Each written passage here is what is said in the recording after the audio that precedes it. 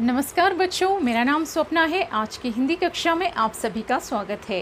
आज का हमारा विषय है ఈద్గా కహానీ పాఠ का సారాంశ్। ఈరోజు మనము ఈద్గా పాఠంలోని ఆ కథలోని సారాంశాన్ని అంటే లాంగ్ ఆన్సర్ని నేర్చుకుందాము।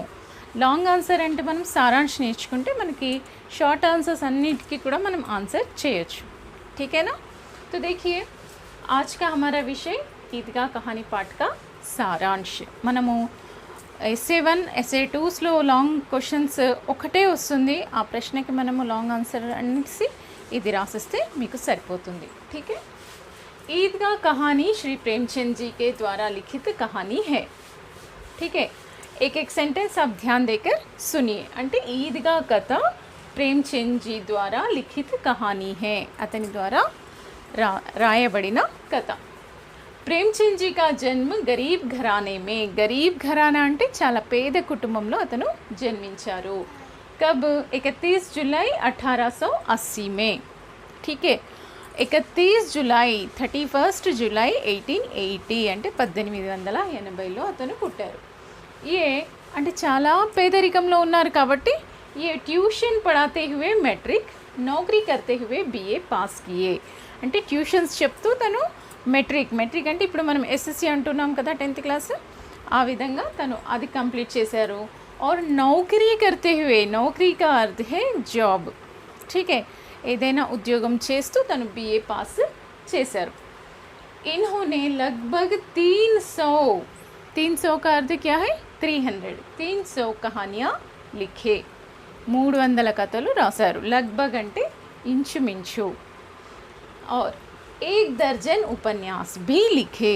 1 दर्जन का अर्थ क्या है 1 డజన్, డజన్ అంటే 12, ఇంచుమించుగా 12-13 వరకు రాశారు కావచ్చు। इनको उपन्यास सम्राट कहा जाता है। ఇంత చక్కటి ఉపన్యాసాలు రచించారు, इनका कहानियाँ लिखे, इसीलिए इनको क्या कहा जाता है, हिंदी साहित्य के परिवार में इनको उपन्यास सम्राट कहते हैं। सम्राट का अर्थ क्या है చక్రవర్తి, ఉపన్యాస చక్రవర్తి అనేసి ఇతనికి ఉన్న బిరుదు। ठीक है, इनकी कहानियाँ मानसरोवर नामक शीर्षक से 8 खंडों में संकलित है। इनके कहानियाँ बहुत प्रभावशाली रहते हैं। ठीक है, वीर యొక్క కథలన్నీ కూడా लगभग 300 कहानियाँ हैं ना, वो पूरी कहानियाँ मानसरोवर नामक एक संकलित ग्रंथ के जैसा है। उसमें पूरे क्या है 8 खंडों में, 8 खंड అంటే 8 భాగాలుగా దాన్ని విభజించి ఆ 8 खंडों में इन 300 कहानियों को बांटा गया है। उस 8 खंडों के संकलित का नाम क्या है मानसरोवर। ठीक है, तो इनके कहानियाँ बहुत प्रभावशाली रहते हैं। కథ అనగానే ఏదో కథ విని వదిలేసాము అన్నట్టుగా కాకుండా बहुत ही प्रभावशाली रहते हैं। हमारे जीवन में उसका हम बार बार याद करते हैं। మన లైఫ్లో ఆ కథని మరలా గుర్తు తెచ్చుకుంటాము, అంత ఎఫెక్టివ్గా ఉంటాయన్నమాట। प्रस्तुत कहानी ईदगाह में बड़े बुजुर्गों के प्रति रहने वाली सद्भावना जिम्मेदारी को हामिद के द्वारा बहुत ही अच्छी तरह से प्रस्तुत किया गया। प्रस्तुत कहानी में అంటే ఇక్కడి వరకు మనకి జస్ట్ కొంచెం కవి పరిచయం లేఖక్ పరిచయంలో అయిపోయింది। ఇక్కడ నుంచి మనకి మళ్ళీ పారాగ్రాఫ్ చేంజ్ చేసేసి మనం స్టార్ట్ చేయాలి। ठीक है, ప్రస్తుత కహానీ ఈద్గా మే అంటే ప్రస్తుతం మనం చదివిన కథ ఈద్గాలో బడే బుజుర్గోం కి ప్రతి रहने वाली సద్భావన జిమ్మేదారీ, సద్భావన మంచి భావన, జిమ్మేదారీ అంటే ఏంటి వాళ్ళ పట్ల మనకున్న బాధ్యతను హామీద్ అన్న క్యారెక్టర్ ద్వారా మనకి చాలా చక్కగా చూపించారనమాట ఈ కథలో। ठीक है ना, बहुत ही अच्छी तरह से प्रस्तुत किया गया। यहाँ पर రోజే రఖనే కే బాద్ అంటే వారు 30 రోజులు ఉపవాసాలు ఉన్న తర్వాత నెక్స్ట్ డే ఈద్ జరుపుకుంటారు। సభీ బచ్చే ఖుష్ హై, అందరూ పిల్లలు చాలా ఆనందంగా ఉన్నారు। ఎందుకు ఈద్గాకి వెళ్ళేసి అక్కడ నమాజ్ కాగానే ఏం చేయాలి, ఖిలోనే లేనా హై, మిఠాయి లేనా హై అనేసి వాళ్ళకు వారి పెద్దవాళ్ళు ఇచ్చిన డబ్బులు బార్ బార్ దేఖ్తే హుए बहुत खुश है। सबसे ज़्यादा खुश तो हामिद है, అందరికంటే ఎక్కువగా ఆనందంగా ఎవరున్నారట ఈ కథకి కథానాయకుడు हामिद। हामिद अपनी दादी अमीना के साथ रहता है क्योंकि उसके माता पिता मर गए थे। हामिद अपनी दादी अमीना के साथ रहता है। हामिद వారి నానమ్మతో కలిసి ఉంటున్నాడు। క్యూంకి ఎందుకంటే ఉస్కే మాతా పిత మర్ గయే థే అంటే ఆ చిన్న బాబు యొక్క పేరెంట్స్ చనిపోయారు। हामिद की दादी अमीना हामिद से कहती है कि మరి చిన్న బాబు కదా మీ పేరెంట్స్ లేరు చనిపోయారంటే బాధపడతాడనేసి ఆమె ఏం చెప్పిందట, हामिद की दादी అంటే हामिद వాళ్ళ నానమ్మ अमीना हामिद से कहती है कि तुम्हारे अब्बाजान रुपये कमाने गए हैं। अब्बाजान అంటే నాన్నగారు, ठीक है ना। उनके मुसलमान भाई लोग क्या कहते हैं, अब्बाजान अम्मी जान। तो तुम्हारे अब्बाजान रुपये कमाने गए हैं, మీ నాన్నగారు డబ్బులు సంపాదించడానికి వెళ్ళారు। और అమ్మీ జాన్ అల్లా మియా కే ఘర్ సే ఖిలోనే లానే గయి హై। ఇంకా అమ్మ ఎక్కడికి వెళ్ళిందంట, ఇద్దరు చనిపోయారు కదా। तो अब्बा जान कहाँ गए हैं, रुपये कमाने के लिए गए हैं। और अम्मी जान कहाँ गए हैं, अल्लाह मियाँ के घर से खिलौने लाने के लिए गई है। अल्लाह मियाँ అంటే భగవంతుడు, భగవంతుడి దగ్గరికి వెళ్ళిన వాళ్ళు మళ్ళీ వస్తారా, రారు। కానీ ఆమె ఏం చెప్పింది ఆ అబ్బాయికి, దిలాసా దే రహీ హే ఊరటనిస్తుందన్నమాట। అందరూ పేరెంట్స్తో ఉన్నారు కదా, ఈ బాబుకి ఆ ఫీలింగ్ రాకుండా ఆమె ఏం చేస్తుంది, अब्बा जान रुपये कमाने गए हैं और अम्मी जान अल्लाह मियाँ के घर से ढेर सारे खिलौने लाने गई है। ढेर सारे చాలా ఆట వస్తువులు నీకోసం తీసుకురావడానికి మీ మమ్మీ अल्लाह मियाँ के घर गई है అనేసి हामिद की दादी बोलती है। सब बच्चों के साथ हामिद भी ईदगाह जाना चाहता है। అందరూ పిల్లలతో పాటు सब बच्चों के साथ అందరూ పిల్లలతో పాటు हामिद भी ईदगाह जाना चाहता है। लेकिन కానీ అమీనా का मन घबरा रहा था। అమీనా అంటే వాళ్ళ నానమ్మ యొక్క మనస్సు బాధపడుతుంది, టెన్షన్ పడుతుంది అనమాట। क्योंकि इतना छोटा बच्चा 3 कोस दूर कैसे चलेगा, ఇంత చిన్న అబ్బాయి 3 కిలోమీటర్స్ వరకు ఎలా నడుస్తాడు। क्योंकि पाँव में जूते भी नहीं है అంటే पाँव కాళ్ళలో చెప్పులు కూడా లేవు, కాళ్ళకి చెప్పులు కూడా లేవు। फिर भी हामिद के జిద్ के सामने अमीना को झुकना पड़ा। అయినా కూడా హామీద్ యొక్క మొండితనం ముందు అమీనా ఒప్పుకోవాల్సి వచ్చిందట। वह हामिद को 3 पैसे देकर ईदगाह जाने के लिए कहती है। ఆమె చాలా పేదరికంలో ఉన్నారు కదా వీరు, కాబట్టి ఆమె ఏం చేసింది, ఆమె దగ్గర ఉన్న 3 పైసలు హామీద్కి ఇచ్చేసి ఈద్గా ప్రార్థనలు అయిన తర్వాత ఏదైనా కొనుక్కోమని ఇచ్చిందనమాట। సభీ బచ్చోं के साथ हामिद ఈద్గా పहुंचता है। ఇంకా చాలా ఆనందంగా అందరూ పిల్లలతో పాటు హామీద్ ఈద్గాకి వెళ్తాడు। ईदगाह में नमाज पूरी होने के बाद सभी बच्चे खिलौने के दुकान पर धावा बोल देते हैं। ఈద్గా చేరుకున్నారు కదా వీళ్ళందరూ, ఈద్గాలో ప్రార్థనలు జరపగానే ఈద్గా మే నమాజ్ పూరి హోనే కే బాద్ జస్ట్ అది కంప్లీట్ అవ్వగానే పిల్లలందరూ సభీ బచ్చే ఖిలోనే కే దుకాన్ పర్ దావా బోల్ దేతే హే। పిల్లలకు అత్యంత ఇష్టమైన ఐటమ్స్ ఏంటంటే ఖిలోనే, ఆట వస్తువులు। చలో ఫస్ట్ ఖిలోనే కి దుకాన్ పర్ ధావా బోల్ దేతే హే అంటే దాడి చేస్తారనమాట। అంటే నాకు ఈ ఐటమ్ కావాలి, ఆ ఐటమ్ కావాలనేసి చాలా ఇంట్రెస్ట్గా అందరూ అటుకి వెళ్తారు। सब बच्चे खिलौने मिठाइयाँ खरीदते हैं। అందరూ పిల్లలు ఆట వస్తువులు తీసుకుంటారు, మిఠాయియా లేతే హే। इन सबको देखकर हामिद का मन లల్చాతా హే। వీటన్నిటిని చూస్తే పాపం చిన్న బాబు కదా హామీద్, ఆ బాబుకు కూడా ఆ ఆట వస్తువులు చూడగానే తీసుకోవాలనిపిస్తుంది। फिर भी वह अपने मन को समझाता है। ఇంకా ఆ స్వీట్స్ చూడగానే కూడా తినాలనిపిస్తూ ఉంటుందన్నమాట। ఆల్ టైప్స్ ఉంటాయి కదా వెరైటీస్, అవి చూసేసి తినాలని అనిపిస్తుంది। కానీ ఆ అబ్బాయి దగ్గర ఎన్ని డబ్బులు ఉన్నాయి, కేవल 3 पैसे है। इसीलिए वो मिठाइयाँ नहीं खरीदता है और खिलौने भी नहीं खरीदता है। फिर भी हामिद अपने मन को समझाता है, मिट्टी के तो है, फिर मिट्टी के तो है, गिरे तो चकनाचूर हो जाएंगे। ఇంకా ఏమని సంజాయించుకుంటాడట అతని యొక్క మనస్సును, ఆట వస్తువులన్నీ దేంతో ఉన్నాయట? మట్టితో చేసిన ఆట వస్తువులు. అవి ఎన్ని డబ్బులు వేసి కొనుక్కున్నా కూడా జస్ట్ అలా పడిపోతే ఏమైపోతాయి? ఇరిగిపోతాయి, చక్నాచూర్ హో జాతే హే. అందుకే నేను కొననులే అనుకుంటున్నాడు అనమాట అబ్బాయి. క్యూంకి యాక్చువల్గా అతని దగ్గర డబ్బులు లేవు, అది కొనాలన్న ఇంట్రెస్ట్ ఉంది, స్వీట్స్ తినాలన్న ఇంట్రెస్ట్ ఉంది, కానీ డబ్బులు లేని కారణంగా వీటన్నిటిని దూరం పెట్టేసి మనసును కంట్रोల్లో చేసుకుంటున్నాడు అనమాట. ठीक है, फिर आगे चलकर उसे एक लोहे की दुकान दिखाई दिखती है.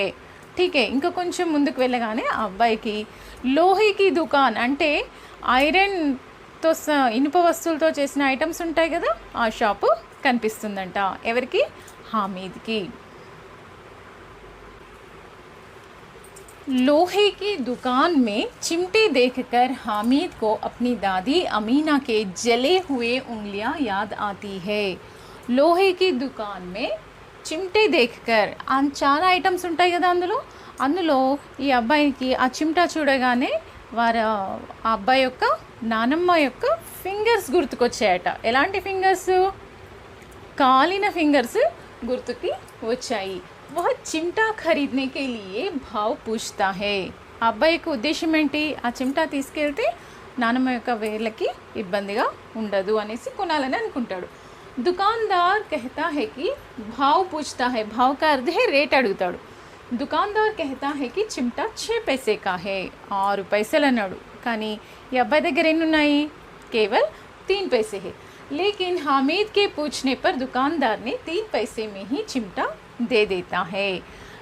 కానీ ఈ అబ్బాయి యొక్క రిక్వెస్ట్తోని అతను ఏం చేస్తాడు? సగం ధరకి అంటే 6 పైసలు చెప్పిన చిమ్టాని 3 పైసలకి ఇచ్చేస్తాడు. హామీద్ బహుత్ హీ ఖుషీ కే సాత్ ఘర్ పహుంచుతా హే. హామీద్ చాలా సంతోషంతో ఇంటికి వస్తాడు. ఎందుకు? అది చూడగానే నానమ్మ చాలా సంతోషపడుతుంది, ఇంకా నానమ్మకి ఎలాంటి ఇబ్బంది ఉండదు అనేసి చాలా సంతోషంగా ఊహించుకుంటూ ఇంటికి వచ్చేస్తాడనమాట. ఆ అబ్బాయి సౌండ్ వినగానే అమ్మ, మార్నింగ్ వెళ్ళిన అబ్బాయి, చిన్న అబ్బాయి కదా, చాలా కష్టపడి వెళ్ళాడు కాబట్టి వెంటనే ఆమె మనసంతా అబ్బాయి ఎప్పుడొస్తాడా అని వెయిట్ చేస్తూ ఉందన్నమాట. ఉస్కి ఆవాజ్ సున్తే హీ ఓ దౌడ్కర్ ఉసే గోద్ మే లేతీ హే. పరిగెత్తుకుని వెళ్ళేసి ఆ అబ్బాయిని ఒళ్ళో ఎత్తుకుంటుంది. హామీద్ కే హాత్ మే చిమ్టా దేక్కర్ వో చౌంక్ ఉడ్తీ హే. ఎత్తుకుంది. ఇంకా అక్కడ ఏమేం చూసావు, ఏం తిన్నావు అని విశేషాలు అడుగుదాం అనేసరికి ఆ అబ్బాయి చేతిలో ఏం కనిపించింది? చిమ్టా. చిమ్టా దేక్కర్ వో చౌంక్ ఉడ్తీ హే. అరే ఇదేంటి అని. అమీనా కే పూछने पर हामिद कहता है कि मैंने खरीद लिया अम्मा. पूछने पर, అమీనా కే పూछने पर నానమ్మ అడుగుతుంది. నానమ్మ అడగడంతో హామీద్ कहता है कि హామీద్ చెప్పేస్తాడు ఏమని? मैंने खरीद लिया अम्मा. నేను కొన్నానమ్మా. ठीक है, वह भी 3 पैसे में. రేటు అడిగితే రేటు కూడా చెప్పేస్తాడు. ఎన్ని డబ్బులు అనేసి? 3 पैसे में. అంటే ఎన్ని ఇచ్చింది నానమ్మ? 3 पैसे. वह कितना खर्च किया? 3 पैसे. चिमटा कितने का है? 3 पैसे. అంటే ఎలా నానమ్మ ఇచ్చిందో అలా నానమ్మ కోసం ఒక చిమ్టా కొన్నాడనమాట. తనకి తానుగా ఏమీ కొనలేదు. अमीना ने अपने माथे पर हाथ रखकर अफसोस करती है कि यह कैसा नादान बच्चा है. उतनी दूर जाकर ना कुछ खाया और ना कुछ पिया, लाया क्या? लोहे का चिमटा. పాపం ఆ డైలాగ్ అనగానే అమీనానే అప్నా హాత్ మథే పర్ రక్కర్ ఈ కైసా నాదాన్ బచ్చా హై. ఎంత అమాయకుడు ఈ చిన్న పిల్లోడు. అంత దూరం వెళ్ళి ఇతనా హోనే కే బాద్ భీ ఉతనీ దూర్ జాకర్ నా కుచ్ ఖాయా, ఏమీ తినలేదు, और ना कुछ पिया, ఏమీ తాగలేదు. అంత దూరం వెళ్ళినా కూడా తన కోసం తాను ఏం చేసుకోలేదు. లాస్ట్కి తీసుకొచ్చింది ఏంటి? లాయా, తీసుకొచ్చాడు. ఏం తీసుకొచ్చాడు? లోహే కా చిమ్టా అనేసి ఆమె అఫ్సోస్ కర్ రహీ హే. हामिद अपराधी भाव से कहता है कि तवे से रोटियां निकालते समय तुम्हारी उंगलियां जल जाती है ना अम्मा, इसीलिए ये चिमटा तुम्हारे लिए लिवा लाया. ఇంకా వాళ్ళ నానమ్మ యొక్క ఫీలింగ్ చూసేసి అబ్బాయి ఏం చేస్తాడు? కొంచెం అపరాధి భావసే అంటే తప్పు చేశాను అన్న భావన అబ్బాయిలో కలుగుతుందన్నమాట. తో హామీద్ అపరాధి భావసే कहता है कि తవే సే, తవా అని అంటే మనం రోటీ చేసేది, చపాతీ చేసే పెనం ఉంటుంది కదా అది. తవే సే రోటియా నికాల్తే సమయ్ తుమ్హారీ ఉంగ్లియా జల్ జాతీ హే నా అమ్మా. అంటే నీ యొక్క ఫింగర్స్ చపాతీ తీసేటప్పుడు నీ ఫింగర్స్ కాలుతాయి కదమ్మా, ఇసీలియే లివాలాయా, అందుకే నీ కోసమే తీసుకొచ్చాను. బస్ అలా డైలాగ్ అనేసరికి అమీనా కా క్రోధ్ తురంత్ స్నేహ్ మే బదల్ గయా, ఆమె కోపం అంతా ఒకేసారి శాంతంగా మారిపోయింది. वह आंचल फैलाकर हामिद को दुआएं देती है और मन में सोचती है कि इतने छोटे बालक को बड़ों के प्रति कितना आदर सद्भाव है. ఆచల్ ఫైలాకర్ అంటే చేతులు ఇలా వెడల్పుగా చేసేసి హామీద్ని దగ్గరికి తీసేసుకొని బస్ మన్ దుఆయే దేతీ హై, ఆశీర్వచనాలు ఆమె నుంచి వస్తూ ఉంటాయి అన్నమాట. మన్ మే సోచతీ హై, మనసులోనే ఇంకా ఎలాంటి డైలాగ్స్ ఉండవు ఆ ఎండింగ్కి. मन में सोचती है कि इतने छोटे बालक को बड़ों के प्रति कितना आदर सद्भाव है. ఇంత చిన్న అబ్బాయి మనసులో కూడా అంత దూరం వెళ్ళినా కూడా ఈ ముసలి నానమ్మ గురించి ఆలోచించాడు. అంటే పెద్దవారి పట్ల అతనికి ఉన్న గౌరవ సద్భావాల గురించి ఆమె మనసులోనే ఆలోచించుకుంటూ ఆ అబ్బాయికి చక్కగా ఆశీర్వదనం చేస్తుంది. इस प्रकार हामिद के द्वारा बड़ों का ध्यान रखना है, यह बात बताया गया है. ఈ విధంగా ప్రేమ్చంద్ గారు ఈ ఈద్గా కథలో హామీద్ అంటే అంత చిన్న పిల్లవాడు ఎలా పెద్దల పట్ల గౌరవ మర్యాదలతో ఉంటాడు అన్నది మనకి ఈ కథ ద్వారా చాలా చక్కగా వివరించారు.